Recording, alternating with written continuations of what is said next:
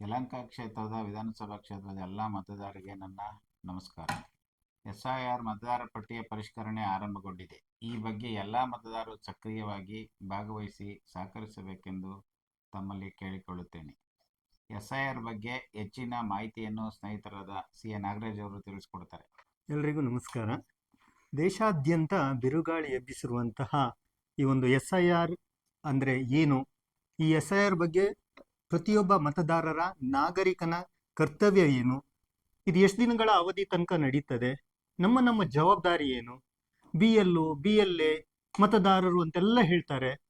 ಏನಿದ್ರ ಅರ್ಥ?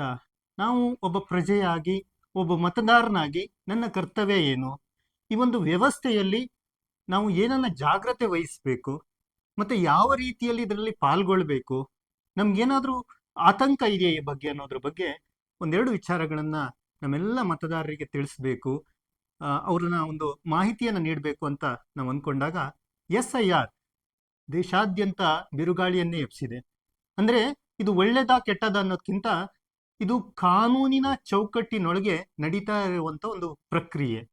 ಪ್ರತಿಯೊಬ್ಬ ಭಾರತೀಯನು ಕೂಡ ಸಕ್ರಿಯವಾಗಿ ಇದರಲ್ಲಿ ಭಾಗವಹಿಸಬೇಕು. ಪ್ರತಿ ಚುನಾವಣೆಯಲ್ಲಿ ನಾವು ನೋಡ್ತೀವಿ 45%, 48%, 50% ವೋಟ್ ಆಗುತ್ತೆ. ಇಷ್ಟು ಜನ ಇದ್ರೂ ಕೂಡ ಯಾಕೆ ವೋಟ್ ಹಾಕ್ತಾ ಇಲ್ಲ ಅನ್ನೋದು ವಿಚಾರಕ್ಕೆ ಗಮನಕ್ಕೆ ಬಂದಾಗ ಕೋರ್ಟ್ನಲ್ಲಿ ಒಂದು ಆದೇಶ ಬರುತ್ತೆ. ಇದು ಪ್ರತಿ 20 ವರ್ಷಕ್ಕೆ ನಡೆಯುವಂತಹ ಒಂದು ಕಾನೂನಿನ ಪ್ರಕ್ರಿಯೆ ಅಂತಾನೆ ಹೇಳ್ಬಹುದು. ನಿಜವಾದ ಮತದಾರ ಅವನಿಗೆ ಒಂದು ಅಧಿಕಾರ ಬೇಕೇ ಬೇಕು. ಈ ಒಂದು ವಿಚಾರದಲ್ಲಿ ಹೆಚ್ಚಿನ ಮಾಹಿತಿಯನ್ನ ನಾನು ನಿಮ್ಗೆ ನೀಡ್ಲಿಕ್ಕಿದ್ದೇನೆ. BLO ಅಂದ್ರೆ ಯಾರು, BLA ಅಂದ್ರೆ ಯಾರು ಅನ್ನೋದ್ರ ಬಗ್ಗೆ ಪ್ರಥಮವಾಗಿ ತಿಳ್ಕೊಳ್ಳೋಣ. BLO ಬೂತ್ ಮಟ್ಟದ ಅಧಿಕಾರಿ, ಬೂತ್ ಲೆವೆಲ್ ಆಫೀಸರ್ ಅಂತ ಹೇಳ್ತೀವಿ. ಇದೆಲ್ಲ ಈ ಒಂದು 3 ತಿಂಗಳ ಈ ಅವಧಿಯ ಒಂದು ಪ್ರಕ್ರಿಯೆಗೆ BLO ಆಫೀಸರ್ ಯಾರಿರ್ತಾರೆ, ಅವ್ರು ಬಹುಶಃ ಒಂದು ತಹಶೀಲ್ದಾರ್ ಕಚೇರಿಯ ಕೆಲಸ ಮಾಡುವವರು ಇರ್ಬೋದು, ಅಥವಾ ಪುರಸಭೆಯಲ್ಲಿ ಇರುವಂತವರಾಗಿರ್ಬೋದು, ಸ್ಕೂಲ್ ಅಥವಾ ಅಂಗನವಾಡಿಯ ಟೀಚರ್ಸ್ಗಳಾಗಿರ್ಬೋದು. ಇವರೆಲ್ಲರನ್ನೂ ಕೂಡ ಈಗಾಗಲೇ ಸುಮಾರು 59,000 60,000 BLOಗಳನ್ನ ನೇಮಿಸಲಾಗಿದೆ ಆಲ್ರೆಡಿ. ಅವರು ಇನ್ನು ಮುಂದಿನ 2 ತಿಂಗಳ ಅವಧಿಗಳಲ್ಲಿ ಪ್ರತಿಯೊಂದು ಮನೆಗೂ ಕೂಡ ಭೇಟಿ ನೀಡಿ ಈ ಒಂದು ಪ್ರಕ್ರಿಯೆಯನ್ನ ಮಾಡ್ತಾರೆ. ಇಲ್ಲಿ ಮುಖ್ಯವಾಗಿ ಏನಾಗುತ್ತೆ ಅಂದ್ರೆ, ನಿಜವಾದ ಮತದಾರ ಯಾರಿರ್ತಾರೆ, ನಿಜವಾದ ಭಾರತೀಯ ಯಾರಿರ್ತಾರೆ, ಅವರಿಗೆ ಒಂದು ದೃಢೀಕರಣ ನೀಡುವಂತ ಪ್ರಕ್ರಿಯೆನೇ ಈ ಒಂದು SIR ಅಂದ್ರೆ ಮತದಾರರ ಸಮಗ್ರ ಪರಿಷ್ಕರಣೆ ಅಂತ ಒಂದು. ಸೊ ಮತ್ತೆ BLA ಅಂದ್ರೆ ಯಾರು? BLA ಅಂದ್ರೆ ಬೂತ್ ಮಟ್ಟದ ಸಹಾಯಕರು, ಬೂತ್ ಮಟ್ಟದ ಏಜೆಂಟ್ಸ್ ಅಂತ ಹೇಳ್ತೀವಿ. ಈ ಆಫೀಸರ್ಸ್ ಗಳಿಗೆ ಏನಾಗುತ್ತೆ ಅಂದ್ರೆ, ಎಲ್ಲ ಊರುಗಳಲ್ಲಿ ಯಾರ್ಯಾರು ಇರ್ತಾರೆ, ಅವ್ರು ಯಾವ ರೀತಿ ಸಹಕಾರ ಮಾಡ್ತಾರೆ ಅನ್ನೋದಕ್ಕೆ ಅವರನ್ನ ಸಹಕರಿಸೋಕ್ಕೋಸ್ಕರ ಇರುವಂತಹ ಸಹಾಯಕರೇನೆ ಈ ಬೂತ್ ಮಟ್ಟದ ಏಜೆಂಟ್ಸ್ ಅಂತ BLA 2 ಅಂತ ನಾವೇನ್ ಹೇಳ್ತೀವಿ, ಅವರು ಇದರಲ್ಲಿ ಪಾಲ್ಗೊಳ್ತಾರೆ. ಒಂದು ಬ್ಯೂಟಿಫುಲ್ ಆದ ಒಂದು ಕಾನ್ಸೆಪ್ಟ್ ಅಂತಾನೆ ಹೇಳ್ಬೋದು. ಯಾಕಂದ್ರೆ ಅಧಿಕಾರಿಗಳ ಜೊತೆ ಪಕ್ಷದ ಸಹಾಯಕರು ಕೂಡ ಈ ಒಂದು ಪ್ರಕ್ರಿಯೆಯಲ್ಲಿ ಪಾಲ್ಗೊಳ್ತಾರೆ.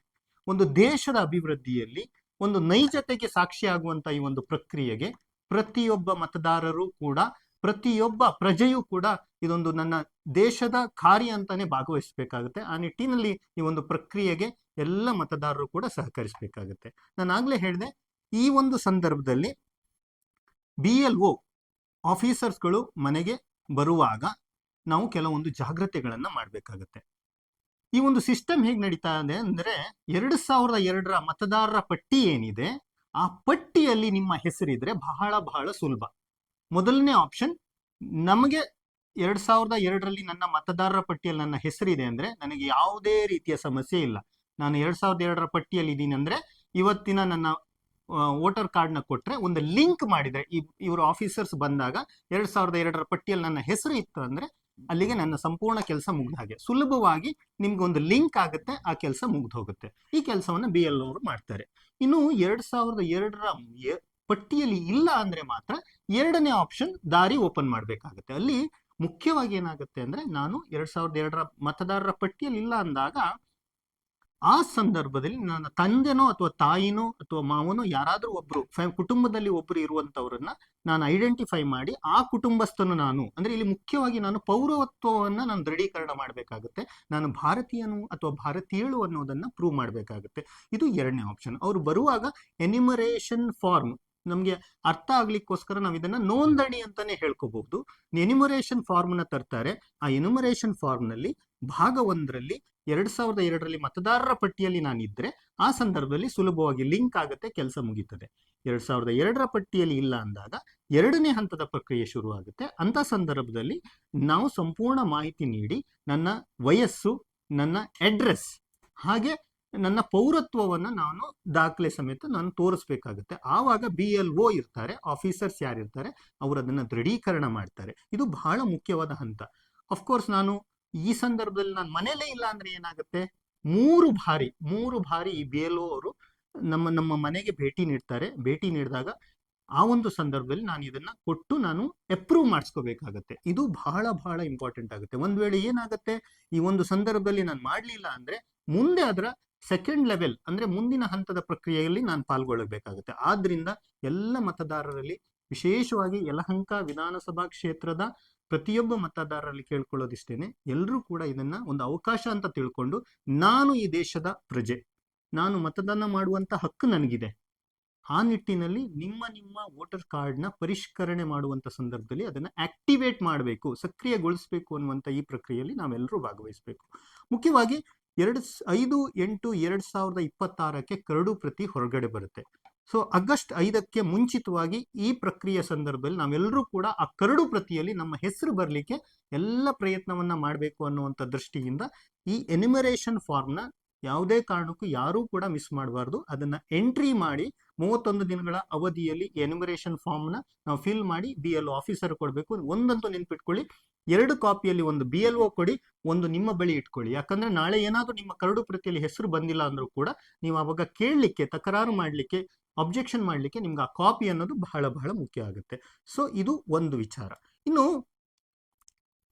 ನಮಗೆ ಈ ಒಂದು ಹಂತದಲ್ಲಿ ಯಾರಿಗೆ ಭಯ ಆಗತ್ತೆ, ಯಾರು ಫೇಕ್ ಮತದಾರ ಇರ್ತಾರೆ ಅವ್ರಿಗೆ ಭಯ ಆಗ್ಬೇಕು. ನಿಜವಾಗಿ ಕಾನೂನಿನ ಪ್ರಕಾರ ನಾನು ಈ ಒಂದು ಭಾರತೀಯ ಪ್ರಜೆ, ನಾನು ನಿಜವಾದ ಮತದಾರ ಅಂದ್ರೆ ಯಾರೂ ಕೂಡ ಭಯ ಪಡ್ಬೇಕಾಗಿಲ್ಲ. ಇದರಲ್ಲಿ ಸಾಕಷ್ಟು ಅವಕಾಶಗಳಿದೆ. BLOಗಳು ಮತ್ತೆ BLA2 ಯಾರಿರ್ತಾರೆ, ಯಾರು BLA ರೆಪ್ರೆಸೆಂಟೇಟಿವ್ಸ್ ಯಾರಿರ್ತಾರೆ ಅವ್ರು ನಿಮ್ಮ ಮನೆಗೆ ಬರ್ತಾರೆ. ಆ ಕಾರಣದಿಂದ ನಿಮ್ಗೆ ಅವಕಾಶಗಳು ಸದಾ ಇರುತ್ತೆ, 2-3 ಅವಕಾಶಗಳಿರುತ್ತೆ. ಆ ಸಂದರ್ಭದಲ್ಲಿ ನೀವು ದಾಖಲೆಯನ್ನು ಕೊಡೋದ್ರ ಮೂಲಕ, ಅಟ್ಲೀಸ್ಟ್ ನಿಮ್ಮ ಬಳಿ ದಾಖಲೆ ಇಲ್ಲ ಅಂದ್ರೂ ಕೂಡ ನಿಮ್ಮ ತಂದೆಯ ತಾಯಿಯ ದಾಖಲೆಯನ್ನು ಕೊಡೋದ್ರ ಮೂಲಕ ನೀವು ಈ ಒಂದು ನೈಜ ಪಟ್ಟಿಯಲ್ಲಿ ಸೇರ್ಕೊಳ್ಳುವಂತ ಪ್ರಕ್ರಿಯೆ ಇರುತ್ತೆ. ಡಿಲೀಟ್ ಆಗುವಂತ 4 ಸಾಧ್ಯತೆಗಳಿರುತ್ತೆ. ಇದನ್ನ ದಯವಿಟ್ಟು ಬಹಳ ಇಂಪಾರ್ಟೆಂಟ್ ಆಗಿರುತ್ತೆ, ಪ್ರಾಮುಖ್ಯ ಹೊಂದಿರುವಂತದ್ದು. 4 ಕೇಸಸ್ಗಳಲ್ಲಿ ಡಿಲೀಟ್ ಆಗುತ್ತೆ. ಯಾವುದು? 1 ನಿಧನ ಹೊಂದಿರುವವರು, 2ನೇದು ಡಬಲ್ ಎಂಟ್ರಿ ಇರುವಂತವ್ರು, 1ಕ್ಕಿಂತ ಹೆಚ್ಚು ಎಂಟ್ರಿ ಇರುವಂತವ್ರು, ಒಂದು ಊರಲ್ಲಿರುತ್ತೆ, ಇನ್ನೊಂದು ಬೆಂಗಳೂರಲ್ಲಿ ಅಂತವ್ರದ್ದು ಕೂಡ ಡಿಲೀಟ್ ಆಗುವಂತ ಸಾಧ್ಯತೆ ಖಂಡಿತ ಇದ್ದೇ ಇರುತ್ತೆ. ಯಾಕಂದ್ರೆ ಈ ಒಂದು ಹೋಲ್ ಪ್ರಕ್ರಿಯೆಯ ಉದ್ದೇಶ ಏನು ಅಂದ್ರೆ ಯಾರು ಕೂಡ 2 ವೋಟರ್ಸ್ ಕಾರ್ಡನ್ನ ಹಿಡ್ಕೋಬಾರ್ದು, ಅದನ್ನ 2 ಕಡೆ ಮತ ಚಲಾಯಿಸುವಂತದ್ದು ಅಪರಾಧ ಕೂಡ. ಆ ನಿಟ್ಟಿನಲ್ಲಿ ಈ SIR ಪ್ರಕ್ರಿಯೆ ಏನಿದೆ ಇದು ಬಹಳ ಕಾನೂನಿನ ಪರಿಮಿತಿ ಒಳಗಡೆ ಇರುವಂತದ್ದು. 3ನೇದು ಶಿಫ್ಟ್ ಕೇಸಸ್, ಅಂದ್ರೆ ಬೇರೆ ಬೇರೆ ಕಡೆ ಹೋಗಿರ್ತಾರೆ, ಕರ್ನಾಟಕ ರಾಜ್ಯವನ್ನು ಬಿಟ್ಟು ಹೋಗಿರ್ತಾರೆ, ದೇಶವನ್ನು ಬಿಟ್ಟು ಹೋಗಿರ್ತಾರೆ, ಅವರಿಗೂ ಕೂಡ ಇದನ್ನ ಎಲಿಮಿನೇಟ್ ಆಗುವಂತ ಎಲ್ಲ ಸಾಧ್ಯತೆಗಳಿದೆ. ಬಹಳ ಮುಖ್ಯವಾಗಿ 4ನೇದು ನಕಲಿ ವೋಟ್ಗಳು. ಸುಪ್ರೀಂ ಕೋರ್ಟ್ ಅಥವಾ ಕೋರ್ಟ್ನ ಉದ್ದೇಶ ಏನಿದೆ ಅಂದ್ರೆ ಎಲ್ಲ ನಕಲಿ ವೋಟ್ಗಳು ಹೋಗ್ಬೇಕು ಅನ್ನುವಂಥದ್ದು. ಈ ಒಂದು ಪ್ರಕ್ರಿಯೆಯಲ್ಲಿ ಎಲ್ಲ ನಕಲಿ ವೋಟ್ಗಳು ನಿರ್ನಾಮ ಆಗುತ್ತೆ. ಯಾಕಂದ್ರೆ ಅಲ್ಲಿ ದಾಖಲೆಗಳಿರೋದಿಲ್ಲ, ಕೇವಲ ಒಂದು ಆಧಾರ್ ಕಾರ್ಡ್ ಇಟ್ಕೊಂಡು ವೋಟರ್ ID ಅಂತ ಮಾಡಿರುವಂತ ಎಲ್ಲರೂ ಕೂಡ ಇದರಲ್ಲಿ ಡಿಲೀಟ್ ಆಗುವಂತ ಎಲ್ಲ ಸಾಧ್ಯತೆಗಳಿದೆ. ಹಾಗಾಗಿ ಒಬ್ಬ ನೈಜ ಭಾರತೀಯನಾಗಿ, ಒಬ್ಬ ನೈಜ ಮತದಾರನಾಗಿ ಯಾರೂ ಕೂಡ ಭಯಪಡಬೇಡಿ. ಯಾಕಂದ್ರೆ ಇಲ್ಲಿ ನಮ್ಗೆ ನನ್ನ ಅಸ್ತಿತ್ವ, ನನ್ನ ತಂದೆ ತಾಯಿ ಅಸ್ತಿತ್ವ ಇತ್ತು. 2002ರಲ್ಲಿ ನಿಮ್ಮ ವೋಟರ್ ಕಾರ್ಡ್ ಇತ್ತು ಅಂದ್ರೆ ಯಾವುದೇ ರೀತಿಯ ಭಯ ಇಲ್ಲ. ನಿಮ್ಮ ವೋಟರ್ ಕಾರ್ಡ್ ಮತದಾರರ ಪಟ್ಟಿಯಲ್ಲಿ ಇಲ್ಲ ಅಂದ್ರೂ ಕೂಡ ನಿಮ್ಮ ತಂದೆ ತಾಯಿಯ ಹೆಸರು ಮತದಾರರ ಪಟ್ಟಿಯಲ್ಲಿ ಇದ್ರೂ ಕೂಡ ಅದನ್ನ ಲಿಂಕ್ ಮಾಡೋದಕ್ಕೆ ಎಲ್ಲ ಸಾಧ್ಯತೆಗಳು ಕೂಡ ಇದೆ.